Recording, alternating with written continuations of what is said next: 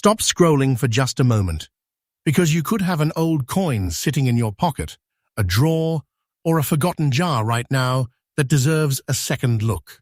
What if one ordinary-looking dime, penny, nickel, or quarter could be worth far more than the tiny amount stamped on it?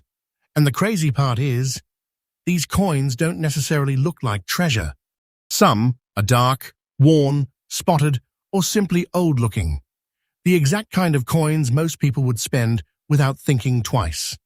Today, on Hidden Coin Millions, we're checking out 5 rare and potentially valuable US coins that could make you look at your old change completely differently.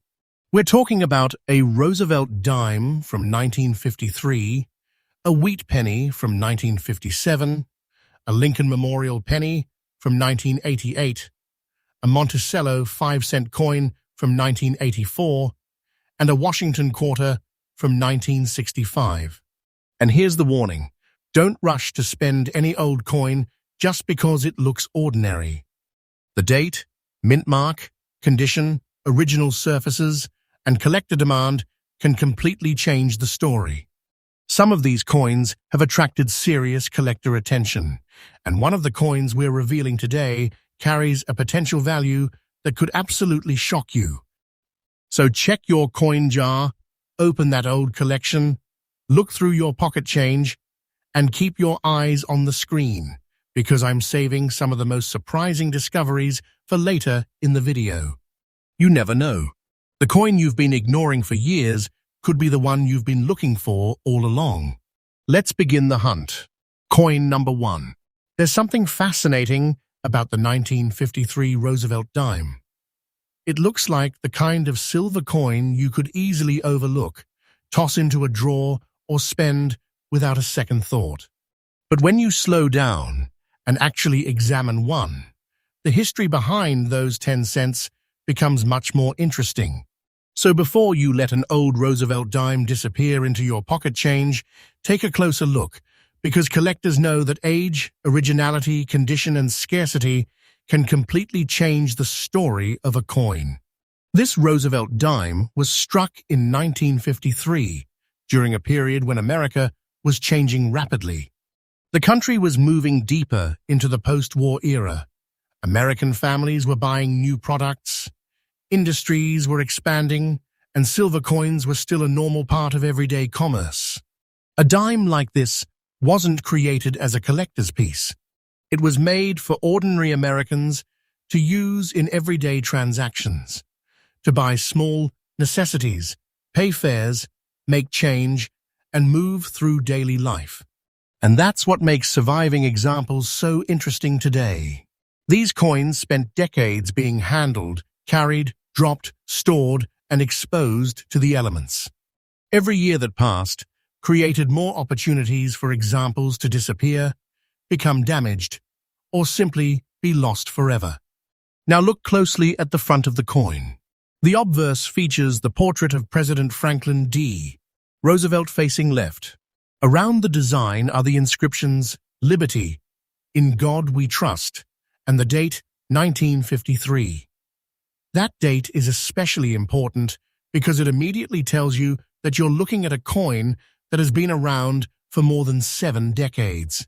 Turn it over, and the reverse reveals the classic Roosevelt dime design featuring a torch in the center, surrounded by an olive branch and an oak branch. You'll see the inscriptions: United States of America, E Pluribus Unum, and 1 dime. Every one of these details matters when collectors examine an old coin, because even small signs of wear can help determine how much original detail remains. And there's another reason this dime gets interesting: it's metal. A 1953 Roosevelt dime was made from 90% silver and 10% copper. It weighs approximately 2.5 grams, measures about 17.9 millimeters across, and is approximately 1.35 millimeters thick. The edge is reeded, with the familiar series of grooves running around the outside of the coin. Those specifications are important because collectors don't simply look at a coin and guess. They compare its weight, dimensions, design, surfaces, and overall authenticity. The mint mark can also be an important part of that examination because it identifies where a coin was produced. Now, one detail deserves special attention here. A standard 1953 Roosevelt dime from Philadelphia normally has no mint mark, while the P mint mark became associated with Philadelphia Roosevelt dimes decades later. So if you genuinely have a 1953 dime carrying a P, don't immediately assume you've discovered a valuable rarity, and definitely don't alter it. That unusual combination deserves professional examination and authentication. What collectors inspect first is the coin's overall condition. They look at Roosevelt's portrait, the hair detail, the lettering, the torch, the branches, the rims, and the amount of original detail remaining. They also examine the surfaces for scratches, cleaning, corrosion, heavy marks, or unnatural appearance. And this is where your coin's black layer becomes important. Dark toning or surface discoloration can appear on old silver coins, but collectors need to determine whether the appearance is natural, environmental, or the result of cleaning or chemical treatment. Original surfaces matter. A coin that has been aggressively cleaned can lose collector appeal even if the coin itself is old. Survival rarity is another part of the story. Millions of coins can be produced, but far fewer may survive today in attractive, original condition. Many were worn heavily, melted for their silver content, damaged, or simply lost. That's why collectors continue searching through old collections, inherited coin jars, estate finds, and forgotten accumulations. And now comes the number that makes this 1953 Roosevelt dime worth a much closer look. From an original face value of only 10 cents, it can reach approximately $1,800 in today's collector market. Collectors look closely at preservation, surviving examples, historical significance, and demand. If you have one, keep it untouched and avoid cleaning or damaging the coin. That doesn't mean every 1953 Roosevelt dime is automatically worth $1,800. The exact value depends heavily on authenticity, condition, originality, market demand, and the specific characteristics of the individual coin. Certain specimens have sold for impressive prices, but auction results can vary considerably from one example to another. So what should you do if you think you've found one? First, do not spend this coin. Second, never clean it. Don't polish it, scrub it, soak it, or try to make the surface look brighter. Original surfaces matter, and an amateur cleaning job can permanently reduce collector appeal. Instead, place the coin somewhere safe, preferably in a proper protective holder. Handle it by the edges rather than rubbing the surfaces with your fingers. Compare the date, mint mark area, design details, weight, and overall appearance. And if the coin really appears unusual, especially because of that P mint mark, professional grading or authentication may be worthwhile. Think about what you're holding. A small silver coin from 1953 that was originally worth only 10 cents, but decades later could attract serious attention from collectors. So before you dismiss that old Roosevelt dime as ordinary pocket change, look again. Check the date. Check the surfaces. Check the details. And most importantly, don't clean away the very history that could make the coin interesting. Because sometimes the biggest mistake isn't missing a rare coin. It's spending one without ever realizing what you had. And if this 1953 Roosevelt dime already caught your attention, stay with me. Because the next coin in this journey could make you look at your old change completely differently. Comment "Rare Coins Hunter" if you're still watching. I want to know who the real treasure hunters are. Coin number 2. Sometimes the coins people overlook the fastest are the ones that deserve a second look. And this next one is a perfect example. Imagine reaching into an old jar, a forgotten collection, or a box of inherited coins and finding a wheat penny dated 1957 with a small D beneath the date. At first glance, it may look like nothing more than an old brown cent. But that tiny piece of copper carries a story from the final years of the classic wheat penny era, and collectors still pay close attention to the very best survivors. The 1957 wheat penny appeared during an important moment in American history. The United States was deep into the post-war economic boom. American manufacturing was expanding, families were buying more consumer goods, and everyday commerce depended heavily on small-denomination coins. These pennies were produced for circulation, not for collectors. They were meant to be handled, carried, spent, and spent again. And there is an interesting piece of history here. The wheat reverse was approaching the end of its run. Victor David Brenner's Lincoln design had been used since 1909, but the wheat reverse would disappear after 1958. That means this 1957 example belongs to the final chapter of one of America's most recognizable coin designs. Now take a close look at the obverse. You'll see Abraham Lincoln's portrait facing right. Around him are the inscriptions, "In God We Trust," "Liberty," and the date, 1957. Just below the date is the small D mint mark. That letter tells you this particular coin was struck at the Denver Mint. And Denver produced a huge number of them, approximately 1,051,342,1957 Lincoln cents. So this is important. The standard 1957 with D is not automatically a rare coin simply because it is old. Its collector interest depends heavily on condition, originality, and the quality of the individual surviving specimen. Flip the coin over, and the classic wheat reverse immediately gives it away. Two wheat ears frame the words 1 cent and United States of America, while E pluribus unum appears above. This design was created by Victor David Brenner and remained on Lincoln cents through 1958. Now let's talk about what this penny is actually made of.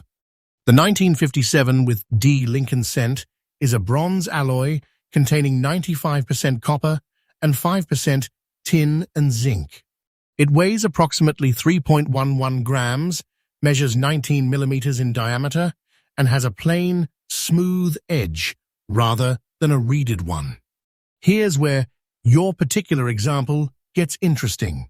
You described green and brown dots on the surfaces, with black and brown spotting on the reverse, and an almost fine, circulated condition.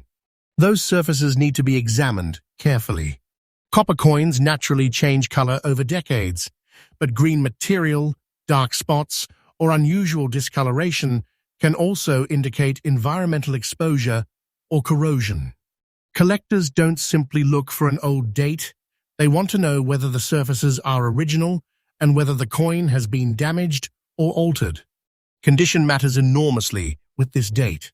A circulated 1957 with D is generally common, while exceptionally high-grade examples become much harder to find. PCGS records auction activity showing that high-grade specimens can bring dramatically more than ordinary circulated examples, including a 1957 D red example that reached $6,600 at auction in a very high grade. That's the key lesson. 1 billion plus coins were produced, but finding an example with exceptional preservation is a completely different challenge.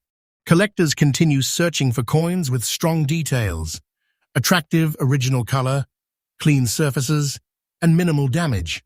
Even brown examples can attract attention when they reach unusually high grades. Auction records show a 1957 with D brown specimen graded MS67+ that sold for more than $2,000. And now comes the number that makes this particular wheat penny worth a much closer look. From an original face value of only 1 cent, it can reach approximately $1,590 in today's collector market. Collectors look closely at preservation, surviving examples, historical significance, and demand. If you have one, keep it untouched and avoid cleaning or damaging the coin. But remember, that figure should not be interpreted as a guaranteed price for every 1957 with D wheat penny. Real-world values can vary substantially according to grade, originality, authentication, color designation, and buyer demand. Current price guides for ordinary circulated examples can be far lower, while exceptional professionally graded coins can command much more. So what should you inspect first? Start with the date and the D mint mark. Then examine Lincoln's hair and facial details, the lettering, the rims, and the overall amount of wear. On the reverse, inspect the wheat ears. 1 cent. United States of America and E pluribus unum. Look carefully at those green, brown, and black areas too. Are they natural-looking toning, environmental damage, corrosion, something else? Don't try to solve that question by cleaning the coin. Do not spend this coin. Never clean it. Original surfaces matter. Don't polish it, scrub it, soak it, or use chemicals to remove the spots.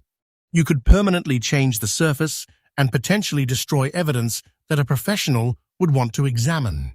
Instead, hold it by the edges, keep it protected, and if the coin appears unusually attractive or valuable, professional grading may be worthwhile. A qualified grading service can authenticate the piece and establish its condition, which is especially important when serious money is involved. So the next time you see an old wheat penny, don't automatically throw it into a pile of ordinary change. Look at the date. Look for the D. Study the surfaces. Check the details. Because 1957 was one of the final years of the legendary wheat reverse, and sometimes the difference between an ordinary old penny and a collector-worthy specimen is hiding in details most people never bother to inspect. And if you're already checking your coins after hearing that, stay with me. There is still another coin ahead, and you definitely don't want to miss what comes next. Comment Rare Coins Hunter if you're still watching. I want to know who the real treasure hunters are. Coin number 3. What if I told you that one of the most overlooked coins in an old change jar could be a 1988 Lincoln Memorial penny? Not because every penny from that year is rare, far from it, but because collectors know that condition can completely change the conversation. So before you toss an old, dark-looking penny back into circulation, stop for a moment and look at that tiny D beneath the date. You might be looking at a coin that deserves a much closer examination. This 1988 Lincoln Memorial penny came from an interesting period in American history. The United States was in the middle of a rapidly changing decade. Technology was becoming a bigger part of everyday life. Personal computers were spreading. American culture was evolving, and the country was approaching the final decade of the 20th century. Meanwhile, pennies like this were still being produced in enormous quantities for one simple purpose: everyday commerce. The coin carries the familiar portrait of Abraham Lincoln on the obverse, facing right. Above his head is "In God We Trust." To the left is liberty, and to the right is the date 1988. Just beneath the date is the small D mint mark, identifying the Denver Mint as the place where this coin was struck. Denver produced more than 5.2 billion 1988 Lincoln cents, so the date and mint mark alone don't make this a rare coin. What makes an individual example interesting is the condition and characteristics of the coin you actually have. Now flip it over, because the reverse tells another part of the story. In the center is the Lincoln Memorial in Washington, D.C., surrounded by the inscriptions United States of America, E pluribus unum, and 1 cent.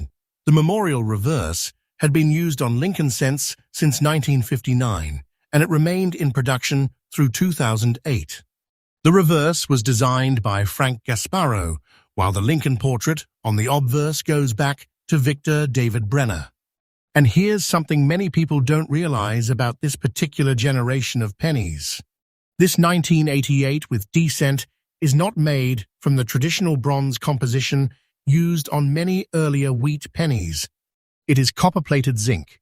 The coin weighs approximately 2.5 grams, measures about 19 millimeters in diameter, and has a plain edge. The zinc core is covered with a thin copper layer, which means the condition of the outer surface is especially important when you're examining an old example. Your example has a black and brown shade and an old, worn appearance. That is exactly where careful inspection becomes important. Dark coloration does not automatically mean rarity or extra value. Collectors want to know whether the surfaces are original, whether the coin has environmental damage, whether the copper plating remains intact, and how much detail survives from circulation. Look first at Lincoln's hair, cheek, jaw, and the lettering around the portrait. Then inspect the rim and the date. Move your attention to that D mint mark and make sure it matches the normal appearance of the issue. On the reverse, examine the Lincoln Memorial, the columns, the lettering, and the rims. A heavily circulated coin can lose significant detail, while an exceptionally preserved example can become much more interesting to collectors. This is also where survival rarity needs to be understood correctly. More than 5 billion 1988 with D cents were struck, meaning the ordinary issue is not considered scarce. But surviving coins in unusually high grades can be much harder to locate. That's why auction activity can look dramatically different at the top end. For example, a professionally graded 1988 with D cent in MS68 red sold for $575 at a Bowers & Marina auction, while PCGS records an auction record of $1,495 for an MS68 example. So condition really does matter. And now comes the number that makes this 1988 with D Lincoln Memorial penny worth a much closer look. From an original face value of only 1 cent, it can reach approximately $750 in today's collector market.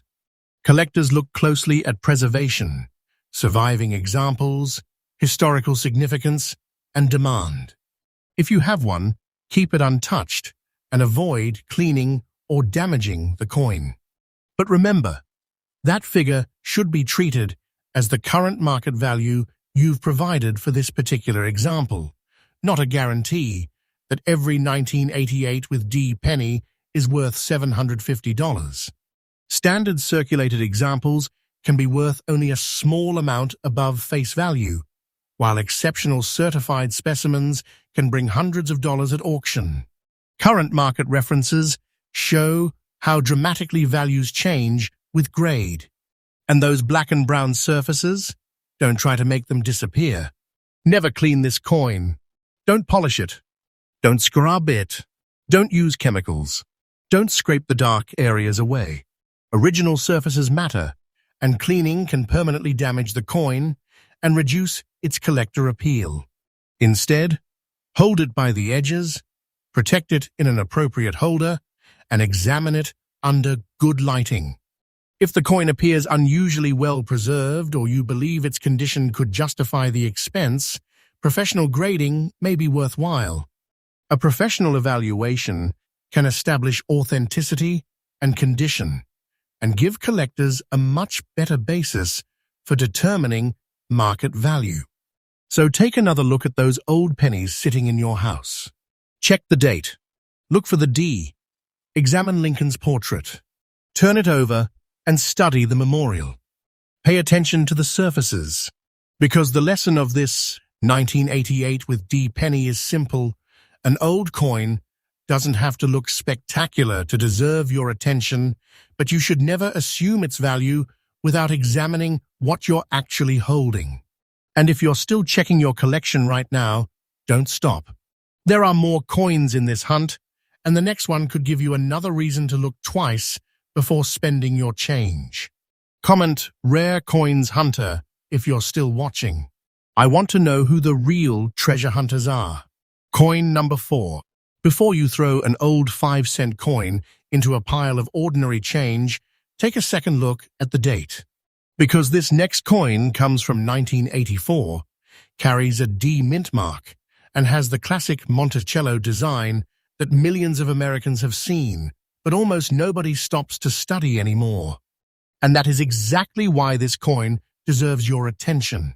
Sometimes the story isn't about a spectacular mistake or a strange mint error.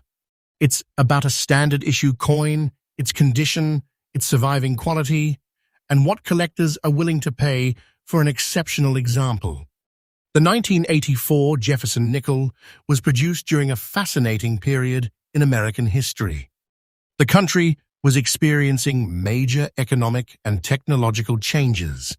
Personal computers were becoming more visible in American homes and businesses, and the culture of the 1980 cess was moving at full speed. Yet everyday Americans were still using small coins constantly for purchases, vending machines, transportation, and making change. This nickel was created for exactly that purpose. It was a standard circulation coin, not originally intended to become a collector treasure. The Denver Mint struck approximately 517,675,146 examples of the 1984 with D issue. Now look at the front. The obverse features Thomas Jefferson facing left, with the inscriptions, "In God We Trust," "Liberty," and the date 1984. The small D mint mark identifies Denver as the mint where this particular coin was produced. The design was created by Felix Schlag and has been one of the most recognizable American coin portraits for generations. Turn it over, and the reason many people call this a Monticello 5-cent coin becomes obvious. The reverse displays Monticello, Thomas Jefferson's Virginia home. Around the building are the inscriptions, E pluribus unum, United States of America, Monticello, and 5 cents. The architecture of Monticello gives collectors another important area to inspect because the steps beneath the building can reveal how strongly the coin was struck. And now, let's get into the physical details. This 1984 with D Jefferson nickel is made from 75% copper and 25% nickel. It weighs 5 grams, measures approximately 21.2 millimeters in diameter, is about 1.95 millimeters thick, and has a plain edge. That D matters, but not because every Denver nickel is automatically rare. More than 517 million were struck. In circulated condition, standard examples are generally common. What becomes much more difficult is finding exceptional survivors with strong details, attractive surfaces, and high-grade preservation. And that's where your example gets interesting. You describe this 1984 with D nickel as having gray dots, a beautiful appearance, and fine condition. Those characteristics should be examined carefully rather than immediately treated as proof of rarity. Collectors inspect the fields, Jefferson's portrait, the lettering, the rims, and especially the Monticello steps.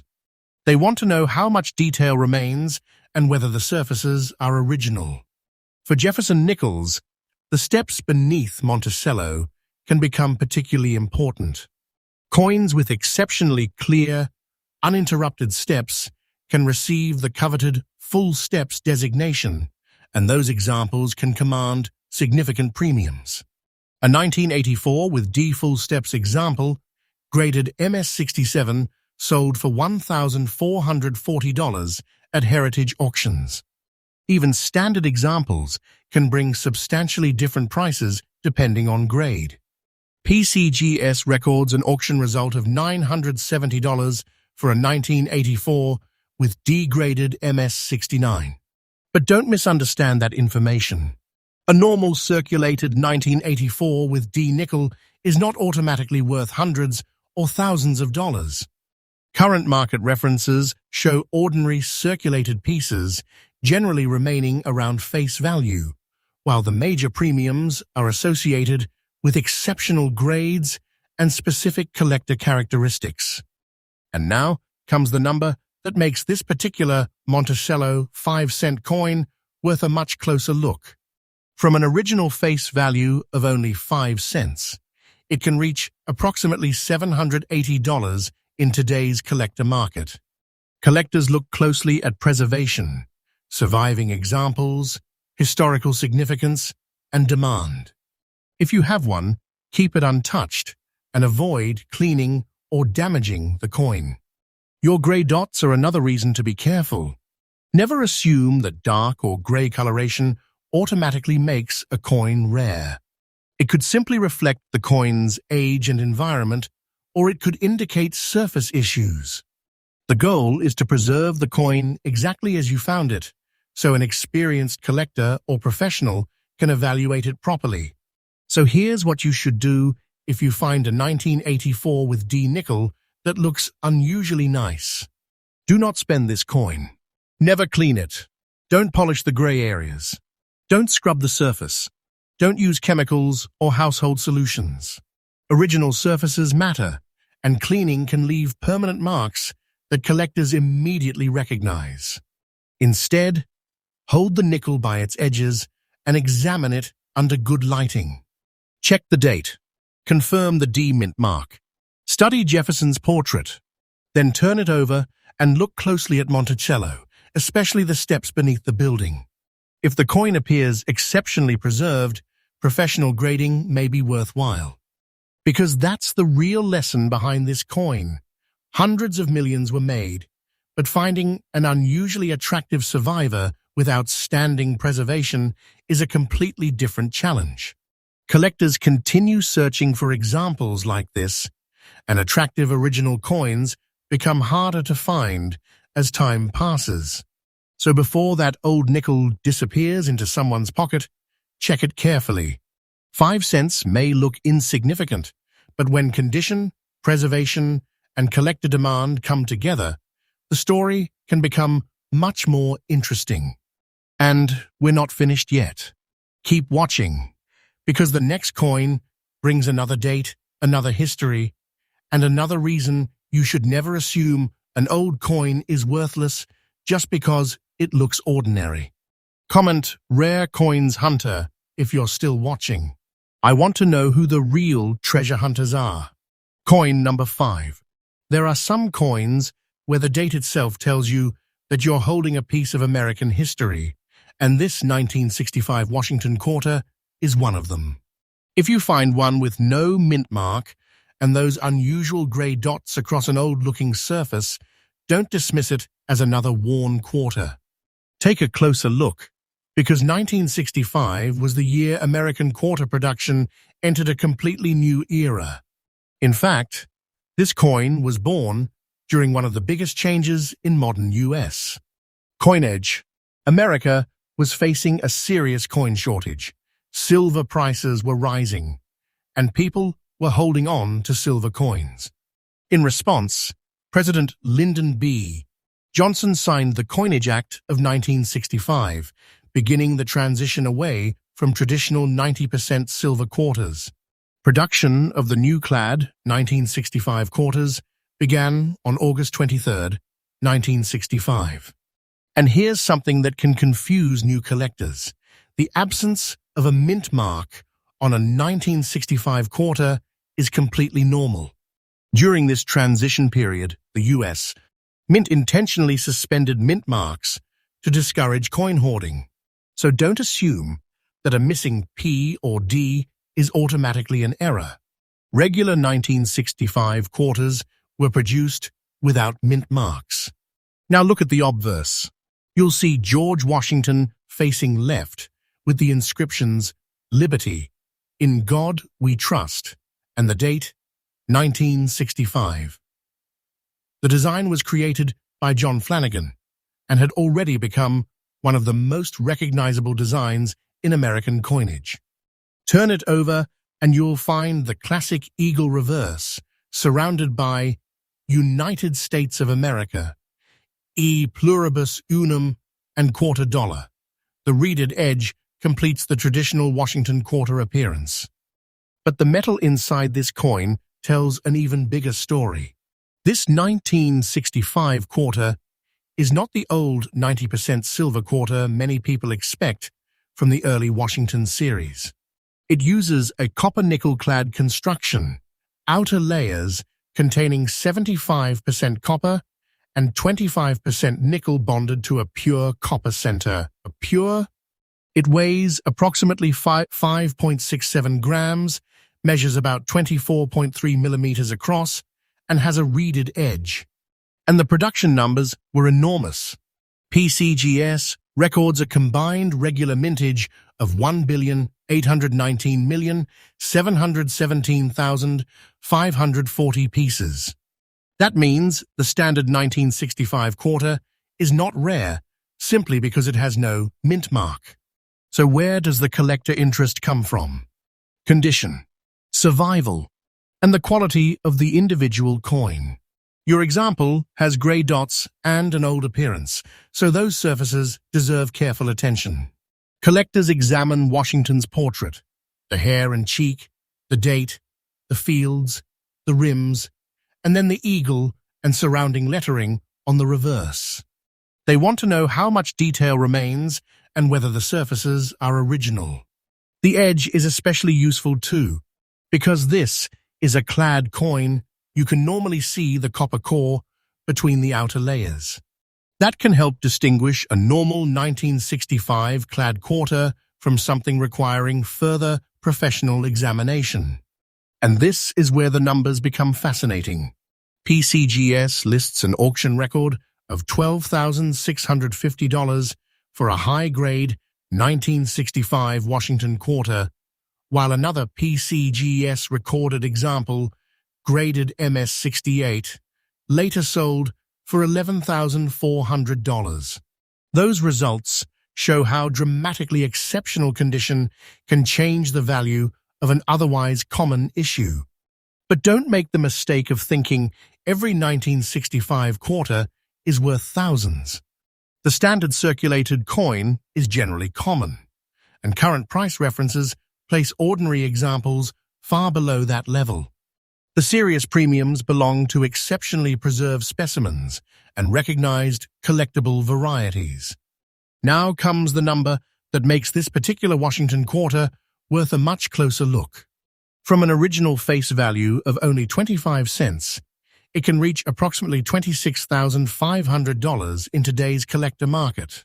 Collectors look closely at preservation, surviving examples, historical significance, and demand. If you have one, keep it untouched and avoid cleaning or damaging the coin.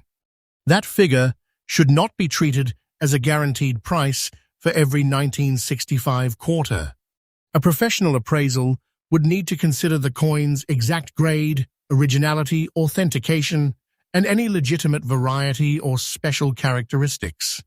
But if your example truly appears unusual, that's exactly why you should preserve it rather than experiment with it at home. And those grey dots? Leave them alone. Do not spend this coin. Never clean it. Don't polish it, scrub it, soak it, or use chemicals to remove the discoloration. Original surfaces matter. Once you alter an old coin, you may permanently damage the very characteristics a collector or grading service needs to evaluate. Instead, hold it by the edges, protect it in a suitable holder, and examine it under good lighting. Check the date carefully. Confirm that there is no mint mark, which for a 1965 quarter is normal. Study Washington's portrait, the lettering, the rims, and the reverse details. Then inspect the edge and weight if you have a reliable scale. If the coin appears exceptionally well preserved or otherwise unusual, professional grading may be worthwhile. A professional service can determine its authenticity and condition and help establish whether the coin has characteristics that could justify serious collector attention. Think about what makes this date so fascinating. It wasn't just another year of Washington quarters. It marked the beginning of America's modern clad quarter era.